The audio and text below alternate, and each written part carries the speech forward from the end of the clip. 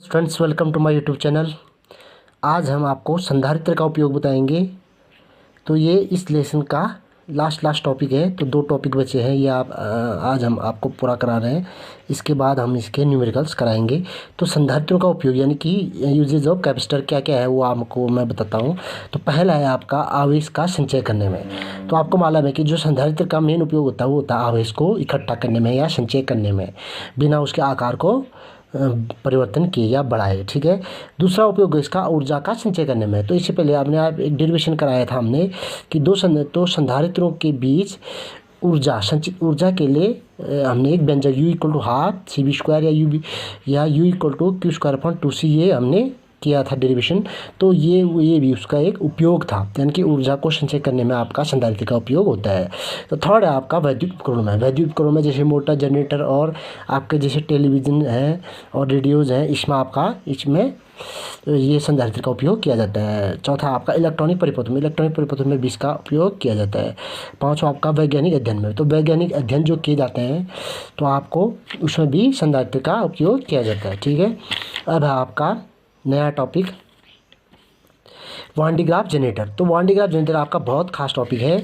तो ये टॉपिक आपका एक एक्सपेरिमेंटल डिवाइस है। ये इसका आपका मतलब वोल्टेज यानी कि विभव को उत्पन्न करने के लिए उपयोग किया जाता है। तो वान डी ग्राफ ने सन 1931 में एक ऐसे स्थिर वैद्युत जनरेटर की रचना की थी जिसकी सहायता से हम 1 करोड़ वोल्ट यानी कि 10 मिलियन वोल्ट की सहायता की कोटि का अति उच्च विभव उत्पन्न कर सकते हैं। मतलब वान डी ग्राफ ने एक जनरेटर बनाया था, उसका नाम दिया था उसने वान डी ग्राफ जनरेटर यानी कि जनरेटर। तो जनरेटर का काम होता है आपका ऊर्जा को उत्पन्न करने, मतलब विद्युत उत्पन्न करने में। ठीक है। तो इसी प्रकार इसका भी काम आपका विद्युत उच्च विभव उत्पन्न करने में इसका उपयोग होता है। ठीक है। तो ये हो गया इसका इंट्रोड्यूस, यानी कि इसके बारे में ये क्या होता है, इसका काम क्या होता है। अब पढ़ते हैं हम इसका सिद्धांत। तो ये 2 सिद्धांतों पर कार्य करता है। तो पहला है आपका एक खोखले चालक का जो आवेश होता है उसके बाहरी पृष्ठ पर विद्यमान रहता है।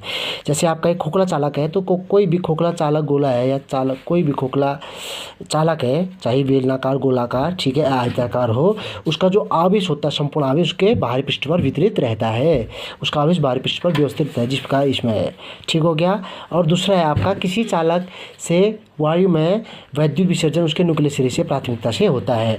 अब आप देख रहे होंगे कि इसमें आपके 2 कंघी लगे हुए हैं। जो आवेश आपका ये आवेश आपका इस कंघी से C2 कंघी से C1 कंघी में जाएगा और फिर इससे नुक्लीय सिरे से इसके बाहरी पृष्ठ पर वितरित होगा, यानी कि नुक्लीय सिरे से वैद्युत विसर्जन आसानी से होता है। तो ये इसकी रचना, इस टाइप का इसका स्ट्रक्चर बनेगा। तो इस प्रकार इसकी रचना है, इस प्रकार इसका स्ट्रक्चर है। इसके स्ट्रक्चर के हिसाब से हम इसकी रचना को भी बताते हैं। इसमें क्या होता है, एक धातु का एक S बड़ा सा गोला होता है। एक धातु का S बड़ा सा गोला है इसमें, और इसमें आपके 2 अचालक खंभे लगे होते हैं A और B।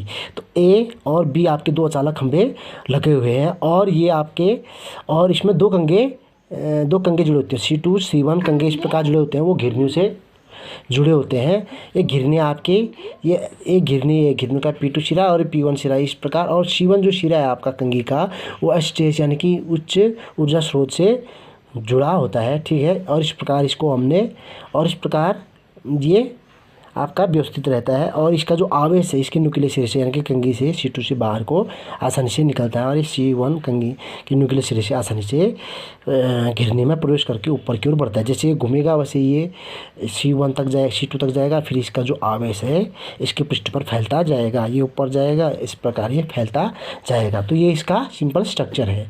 तो इस प्रकार ये काम करता है।